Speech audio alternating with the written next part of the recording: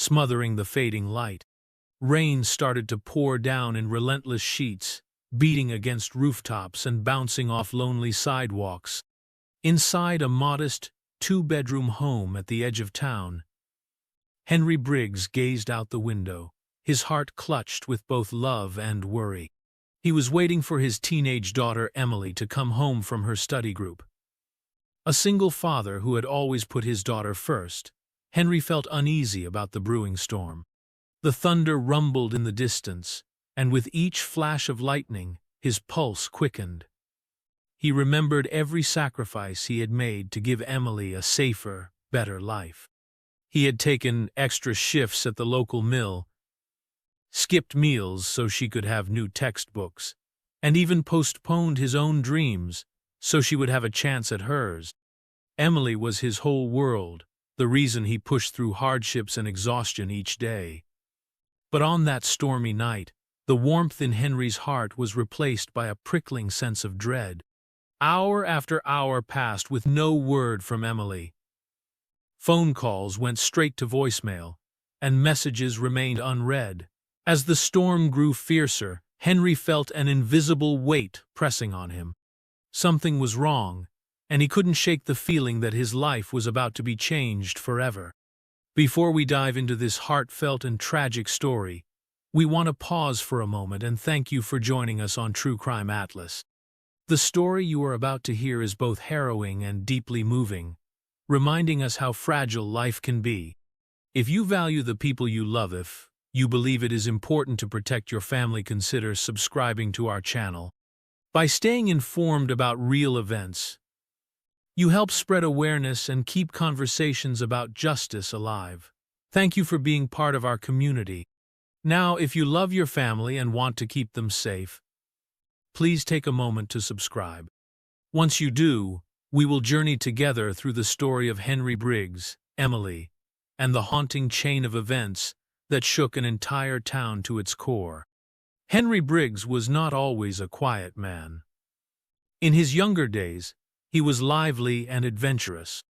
He would go on fishing trips with friends, explore the winding forest trails behind his house, and find humor in even the smallest moments. But over time, life's hardships shaped him. One of those hardships was the death of his wife, who passed away shortly after giving birth to Emily due to complications at the local hospital. In that moment, Henry vowed that he would do anything for his daughter. He would work day and night to make sure she had what she needed to grow into a strong, happy young woman. Henry lived in a humble house near the outskirts of town. It had 2 bedrooms, a small living area, and a porch that faced a wide stretch of farmland. Neighbors were few, but those who lived nearby knew him as a polite, hard-working man. He smiled when picking up groceries, waving at passers-by. He never complained, even though his back ached from long hours at the mill.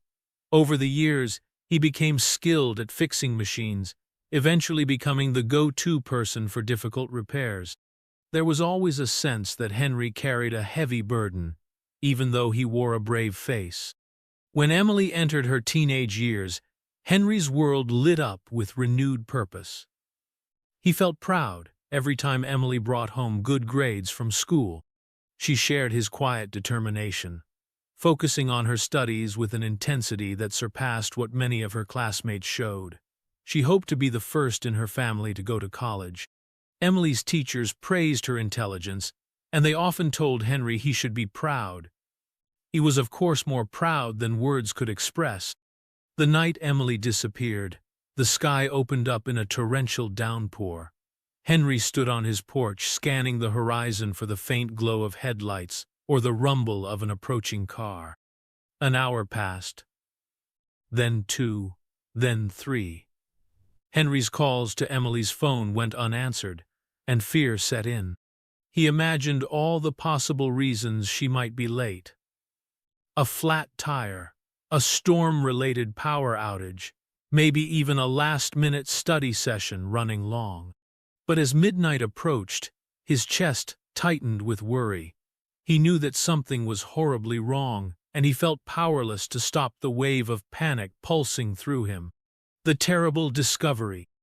At around 1:00 a.m., as lightning sliced through the sky and thunder shook the windows, Henry dialed 911. His voice trembled as he explained that Emily had not come home. An officer arrived shortly after. But with the raging storm and limited resources, a widespread search seemed nearly impossible at that hour. The policeman tried to reassure Henry, suggesting that perhaps Emily had taken shelter at a friend's house. Yet Henry knew his daughter too well. She was not the kind of girl who would vanish without a word. After giving the officer Emily's photo and providing any details he could think of, Henry sat on his couch, drenched in worry, listening to the beating of the rain. Each drop against the glass felt like a tiny hammer, driving his heart deeper into dread. By the next morning, the storm's fury had passed, leaving behind muddy roads and broken branches. The local authorities organized a search. Friends and neighbors joined, calling Emily's name as they combed through fields and wooded paths. Henry walked side by side with the officers, his boots caked in mud, his eyes scanning every inch of the landscape. Then, around noon, they found Emily's lifeless body lying in a shallow ditch near an old dirt road. Her clothes were torn and there were bruises on her arms. The reality of what he saw made Henry collapse to his knees, tears welling up and pouring down his cheeks. For a moment, he couldn't breathe, as if the entire universe had pressed in on him. He wanted to hold Emily's hand, but he couldn't bring himself to move closer. A wave of shock and disbelief flooded his mind. News spread like wildfire through the community, and people were horrified. Emily was well-liked and had no known enemies. In a quiet town where everyone seemed to know each other, the idea that a brutal killer could be among them sent chills down every spine. Henry remained at the scene until officials asked him to leave so they could collect evidence. He sat on the tailgate of his old pickup truck, staring at the patch of grass where Emily was found. It felt unreal, as if at any moment he would wake up from this nightmare. But the nightmare was real, and it set Henry's life on a course he never could have imagined. In the days that followed, the local police worked tirelessly. They collected samples at the crime scene, searching for footprints or fibers. They also interviewed townsfolk who might have seen Emily or heard something suspicious that night. It didn't take long for a name to surface: Ronnie Baker, a repeat offender with a history of petty crimes and drunken brawls. Ronnie was known for stirring up trouble, hanging around bars until closing time, and picking fights with anyone who dared to cross him. He had served short stints in the county jail, but somehow always returned, setting people on edge. When the police went to question Ronnie, they found him stumbling around an abandoned property not far from where Emily's body was discovered. He reeked of alcohol, his eyes red and unfocused. The officers spotted blood on his jacket sleeve, and their suspicions grew when they discovered a tuft of hair tangled in the fabric. A wave of anger ran through the officers as they cuffed him. The entire county soon heard the news. They had their suspect, and he was being held without bail. Henry was told that the evidence against Ronnie was strong enough to get a conviction. The district attorney seemed confident that justice would be served. When Henry first saw Ronnie face to face in the courthouse hallway, his stomach clenched in pure rage. Ronnie appeared cocky, a sneer tugging at the corner of his mouth. He looked at Henry with a shrug, as if this were all one big mistake or even a joke. Henry wanted to scream, to confront Ronnie right then and there. He wanted to demand answers. But he also knew that he had to trust the legal system. He recalled times when the law did work, like when a local shop owner was robbed but the thief was later caught and punished. Henry needed to believe that the system could give him the closure he so desperately needed. The district attorney shook Henry's hand in that hallway, telling him to stay strong and have faith in the case they were building. Henry tried to calm himself, reminding himself that patience was the only path forward. For a while, Henry clung to hope. People in town, still shocked by Emily's murder, offered him prayers, hot meals, and comfort. They sent him letters expressing their sorrow. Some even wrote poems about Emily's life and the bright future she had lost. His church organized a small vigil, lighting candles and singing hymns in her memory. These gestures kept Henry going. He felt a sense of unity with the community, a shared outrage that demanded justice. Emily's face appeared on local news stations, her warm smile capturing the hearts of viewers. Journalists covered every development of the case, interviewing neighbors and classmates who remembered Emily as a kind, hard-working girl who never failed to offer a helping hand. Each day, Henry visited the sheriff's department to see if new details had emerged. He hoped for clear, undeniable evidence that would lock Ronnie behind bars for life. People whispered rumors around town, speculating that Ronnie had bragged about attacking random victims in the past. Henry tried to separate facts from gossip, focusing on the official information. He prayed each night in front of Emily's old bedroom. Her desk, scattered with textbooks, remained untouched. Henry couldn't bear the thought of packing away her belongings, as if by keeping them in place, he was keeping a part of her still alive in the house.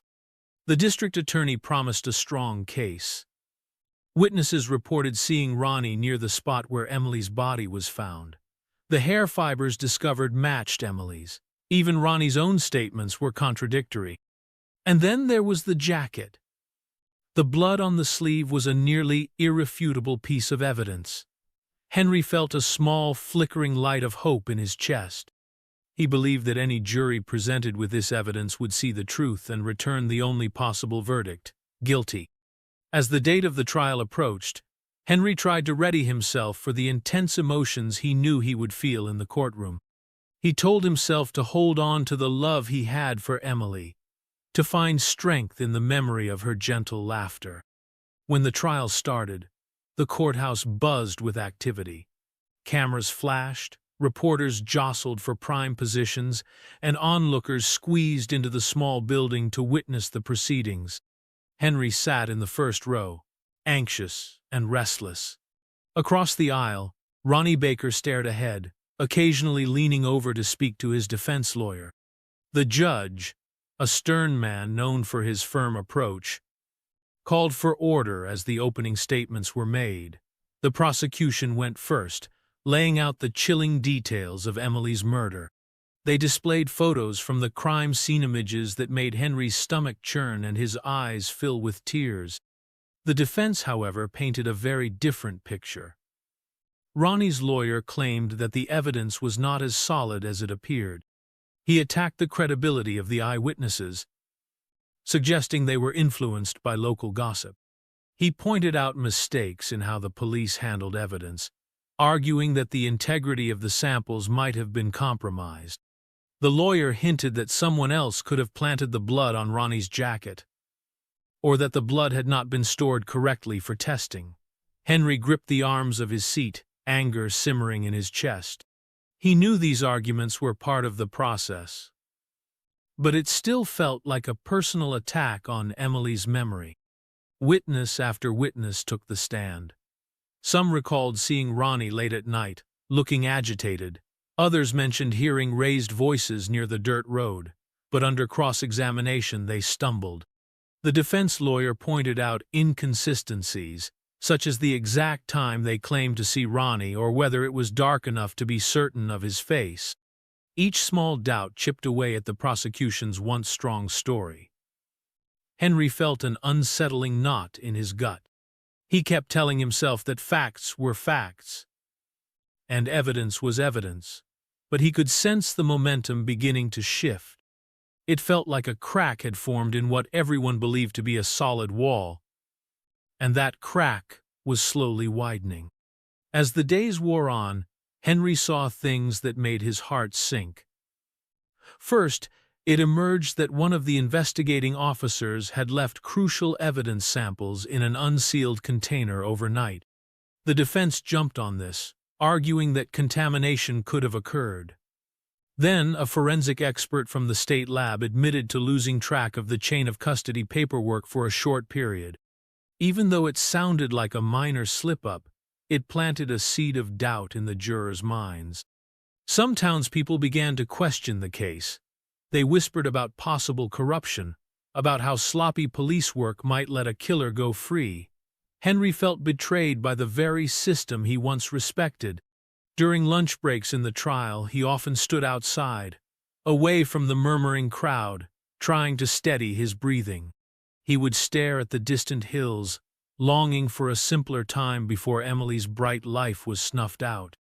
He would close his eyes and remember her giggling when he tried to bake her birthday cake, the time she braided his hair as a joke, the warmth of her hug when she called him Dad with that playful tone.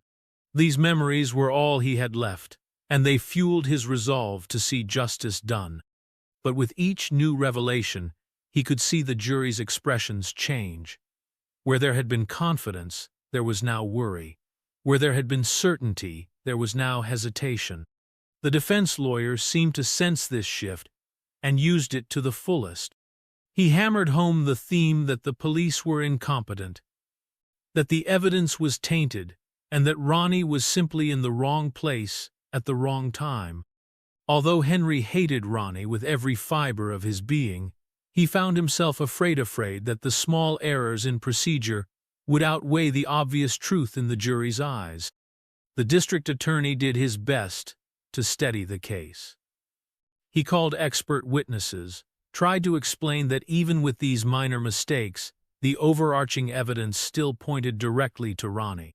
But words like minor mistakes do not sound minor when dealing with a murder trial. The jury was told that the hair found in Ronnie's jacket belonged to Emily. But the defense argued that Ronnie and Emily could have crossed paths somewhere else. People in small towns often do. Nothing was conclusive, they said, because the chain of custody was not airtight. Henry felt like he was balancing on a tightrope with no safety net. On the one hand, he clung to the knowledge that Ronnie was a violent man. He had a rap sheet filled with domestic disputes and petty crimes. On the other hand, the defense insisted that prior misdeeds did not prove guilt for this particular crime. Each day in the courtroom felt like an emotional roller coaster for Henry. One moment he would be sure the jury saw Ronnie for the monster he was. The next moment, he would hear the defense calmly dismantle a piece of evidence, leaving the jurors confused. Friends and neighbors tried to reassure Henry. They told him to keep faith, that the jury would see reason, but Henry could hardly sleep at night. He would wander through Emily's bedroom, running his hands over the back of her chair, remembering how she would sit there, lips pursed in concentration as she tackled her homework. He pictured the way she would grin when he brought her a glass of milk, the way she once teased him for wearing mismatched socks. Every detail of Emily's life, every memory, felt like a precious thread in a tapestry that he could no longer protect. He prayed for a guilty verdict because he believed it was the only way Emily could truly rest in peace. After weeks of testimony, closing arguments arrived. The prosecution gave a passionate speech, reminding the jury of Emily's lost future, the strong suspicion around Ronnie's presence at the crime scene, and the blood on his jacket. They implored the jury not to let a few procedural mistakes overshadow the mountain of incriminating evidence. The defense, however, stuck to their narrative of reasonable doubt. They focused on the chain of custody errors and the mismatched witness testimonies. They said the jury could not convict someone when the evidence procedures were flawed. Innocent until proven guilty, the defense lawyer repeated, pointing at Ronnie as if he were the real victim. When the jury retired to deliberate, Henry paced the corridors of the courthouse, his palms clammy and his heart pounding. He found himself silently begging God for justice. Every minute felt like an hour, every second a painful stretch of uncertainty. Finally, the bailiff announced that the jury had reached a verdict. Henry returned to his seat and clasped his hands. his nails digging into his skin. Time seemed to slow down as the foreman stood up and cleared his throat. "We, the jury, find the defendant, Ronnie Baker, not guilty." Henry's mind went blank. He heard a collective gasp echo through the courtroom. A few people started shouting. Others simply covered their mouths in disbelief. The judge banged his gavel, calling for order. Ronnie Baker smirked, gave a slight shrug, and exchanged a few whispers with his lawyer. Henry stared at the ground, feeling his face burn and his eyes fill with tears. The district attorney placed a comforting hand on Henry's shoulder, but the gesture felt hollow. In that moment, Henry's world shattered again, and this time it felt permanent. The verdict triggered an uproar in the community. Many residents felt the same despair and anger that Henry did. They couldn't understand how the system could fail so miserably. Vigilante comments began circulating online. Some folks suggested forming a citizens group to watch Ronnie's every move, to ensure he could not harm anyone else. Protesters gathered outside the courthouse with signs that read, "Justice for Emily," and "Fix the System." Journalists covered the story on local news channels, featuring interviews with community members who spoke about the fear of having Ronnie walk among them. Henry walked out of the courthouse in a daze. A swarm of reporters rushed toward him, thrusting microphones in his face, asking him how he felt about the verdict. He had no words. His tongue felt numb, his thoughts tangled. All he wanted was to see Emily's face again, to hear her laughter, to hold her tight, but that was impossible. And now her killer was free. With the law's stamp of approval, he managed to push past the reporters, ignoring their persistent questioning. When he reached his truck, he gripped the steering wheel as tears streamed down his cheeks. He had never felt such profound loneliness, anger, and failure all at once. In the days that followed, Henry retreated into solitude. He declined calls from friends, locked himself inside his house, and avoided going to work. He could not escape his own thoughts. Whenever he tried to sleep, he dreamed of Emily, sometimes alive and smiling, other times lying cold on the ground. When he woke up, he would sit on the edge of his bed, staring at the empty spot in the hall where he used to see Emily's shoes neatly lined up. The injustice gnawed at him. He had relied on the law, on the people who swore to protect the innocent. But they had let Ronnie walk free, spouting reasonable doubt, as if that phrase could excuse a brutal murder. To make matters worse, rumors circulated that Ronnie was bragging about the outcome. Some said he would show up at the local bar and toast to beating the system. Others claimed he made disrespectful remarks about Emily, calling her just another stupid kid. These rumors reached Henry, carried by well-meaning neighbors who assumed he would want to know. Each tale felt like a knife to Henry's gut. How could Ronnie be allowed to walk around, laughing at the pain he had caused? Henry started to imagine confrontations. He would picture himself storming into the bar, demanding the truth, forcing Ronnie to admit what he had done. But he resisted those impulses, reminding himself that violence would only bring more trouble. Yet the memories of Emily were everywhere. The pictures on the living room wall, her clothes still hanging in her closet, the echo of her voice in quiet moments. One evening, Henry found himself rummaging through her room. He discovered a small journal she had kept. The last entry spoke of her excitement about applying to a college scholarship program. She wrote that she wanted to make her father proud. Henry cried for hours, his tears staining the pages of her journal. After that, something inside him began to crack. Grief, anger, and a sense of betrayal took root in Henry's heart. He had tried to live by the rules, to put his faith in a system that claimed to deliver justice. But the system had proven weak, flawed, and uncaring. The desire for revenge crept into his thoughts like a shadow that grows longer at dusk.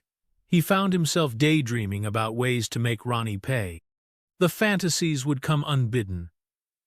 Images of what Emily's final moments must have been like fueling his rage. At first, Henry fought these thoughts. He told himself it was wrong, that Emily would not want him to become a murderer. He tried going to church, kneeling before the altar with trembling hands. But he could not shake the burning anger inside.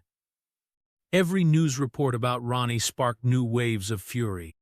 When he closed his eyes, he saw Emily's wide grin, and guilt washed over him for even considering violence. He was torn between the memory of the daughter he loved and the anger toward the man who had taken her away.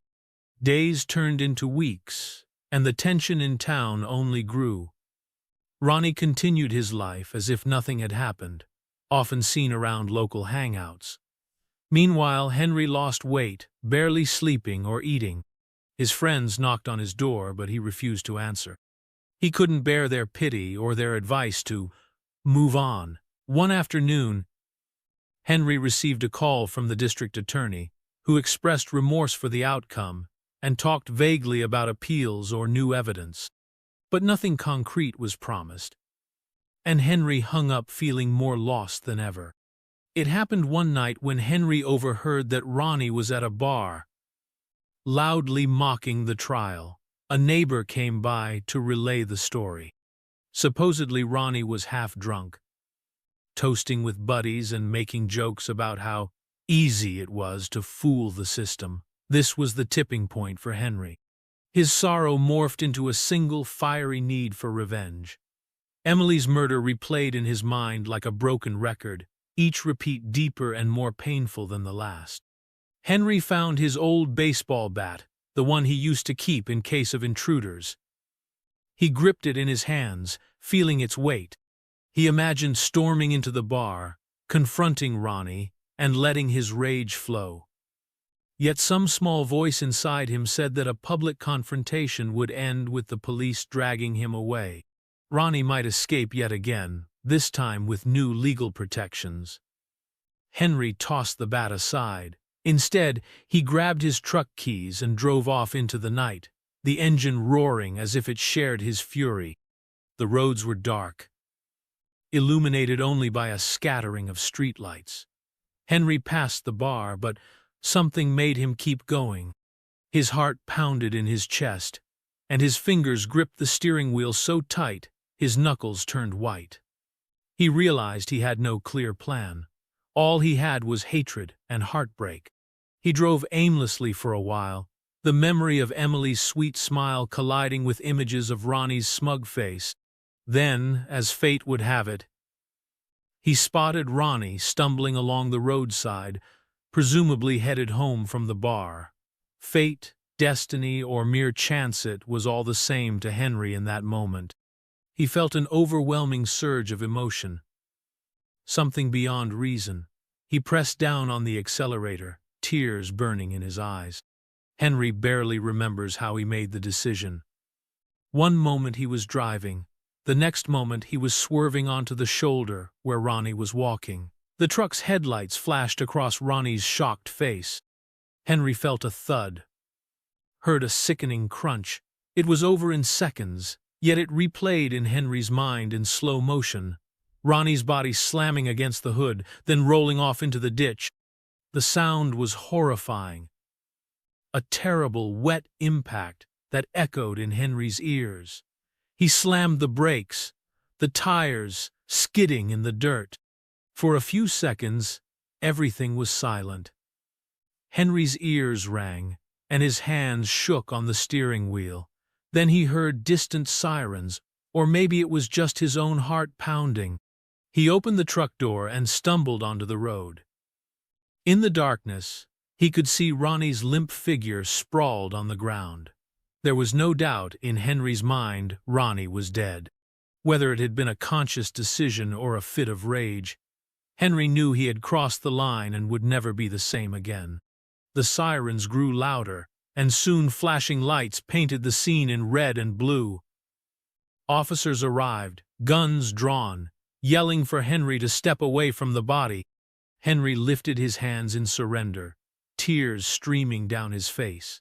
He didn't resist as they cuffed him, reading him his rights. The entire scene felt surreal, like an out-of-body experience. Henry glanced down at his boots, coated with Georgia's red earth. He thought of Emily, wondering if she would forgive him or if she would be ashamed of what he had done. That question tore at his heart as the police ushered him into the back of a squad car. Word traveled quickly through the small town. Many people were shocked that Henry, a decent, hard-working man who never caused trouble, could resort to such a violent act. Yet others understood, even sympathized, saying that the law had failed him. Some felt he had done what the justice system could not. Nonetheless, the law had no choice but to charge Henry with second-degree murder, or at least manslaughter, given the circumstances.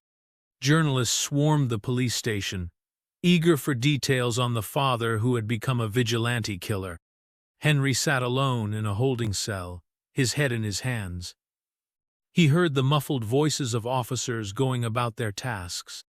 Occasionally, one would pass by his cell and glance at him with a mix of pity and reproach. Henry didn't speak, didn't defend himself. Inside, he felt numb. The anger that had fueled him was gone, replaced by an empty ache. He had lost Emily to a killer, and now he had lost his own freedom, perhaps for the rest of his life. He didn't try to deny what he had done. In fact, he told the police everything when questioned. He made no excuses, simply stating that he had snapped. The police formally charged him, and soon Henry was assigned a public defender. People suggested that because of his clean record and the tragic circumstances, maybe he could get a lighter sentence. But Henry wasn't thinking about the future. He was consumed by the past, replaying every moment of Emily's life in his mind, and feeling the sting of regret over his final choice. Part of him felt relieved that Ronnie could never hurt another soul. Another part felt guilty that he had taken a life, any life, even one as vile as Ronnie's. Henry's arraignment was set for the next day. The judge read the charges in a somber tone, looking at Henry with a glance of sad understanding. The prosecution argued for a strong charge, emphasizing that Henry had purposely aimed his vehicle at Ronnie. The defense, assigned to Henry by the state, countered with claims of emotional distress and the possibility of temporary insanity brought on by extreme grief. The judge set bail, though it was quite high. Henry had no means to pay it, as his savings were modest and he had missed work for weeks. So he remained behind bars, awaiting the next steps in the legal process. Public opinion was divided. Some saw Henry as a tragic figure, a father driven over the edge by a system that failed him. Others warned that taking the law into one's own hands, however justified it might feel, erodes the rule of law. Journalists debated the topic on talk shows and in newspaper columns, while the local radio station hosted call-in segments asking for listeners' opinions. The entire county seemed split, caught between sympathy and a respect for legal order. From his cell, Henry watched the days pass like a haze. His meals tasted like ash. His dreams were plagued by nightmares of Emily crying out, then fading into darkness. His lawyer tried to talk strategy, urging Henry to show remorse and explaining the benefits of a plea bargain. But Henry found it hard to care about the specifics. The only fact that mattered was that Emily was gone, and nothing could bring her back. He had allowed his pain to turn him into a killer, and now he was paying the price. Months later, Henry was sentenced. The court considered his spotless record and the intense emotional weight of Emily's murder. The judge showed some leniency, sentencing him to a term that was less severe than first-degree murder but still significant. Henry would spend many years in prison, with the possibility of parole after a portion of his sentence. He stood before the court, wearing a jumpsuit, cuffs binding his wrists. As the sentence was read, he felt both relief and devastation. Relief, because the end of the legal process gave him a strange sense of closure. Devastation. Because he knew his remaining years would be spent behind cold, concrete walls. Afterward, he was allowed a final moment with a close friend who had come to support him. They exchanged few words, just a tearful hug and a promise that Emily's memory would be kept alive. In the following weeks, Henry was transferred to a state prison. He settled into the daily routine: wake up, eat, work, sleep. The monotony might have driven some men crazy, but for Henry, it was a welcome numbness. He had lived a life full of heartbreak, and now he simply existed day by day. People in town eventually moved on. New stories took over the local headlines, but Emily's memory lingered. Some folks still gathered at the small memorial in her honor, placing flowers or lighting candles. They spoke about her kindness and the future she lost. Every so often, someone would recall the lessons from the tragedy. They remembered how a father, broken by grief, turned to violence when the system failed. And so, Henry's story came to be told on True Crime Atlas. A cautionary tale of how desperation and injustice can drive an ordinary person to commit an unthinkable act.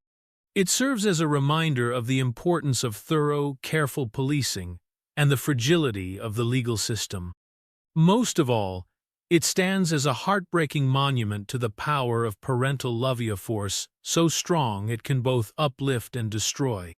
If there is a final lesson, it's that we must never forget the victims, those like Emily who deserved a long life, free of fear.